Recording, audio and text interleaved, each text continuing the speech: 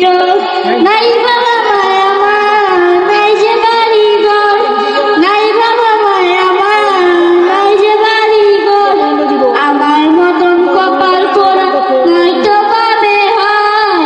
আমি এতিম হয়ে কাঁদি না কেন তোমরা বলতে পারো, এতিম হয়ে কাঁদি না কেন তোমরা বলতে পারো।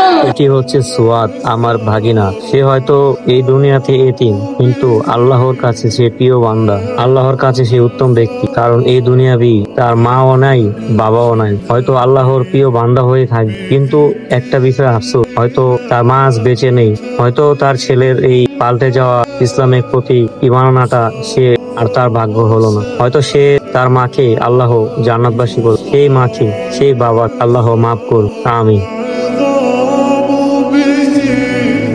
ويعود الهوى ككبر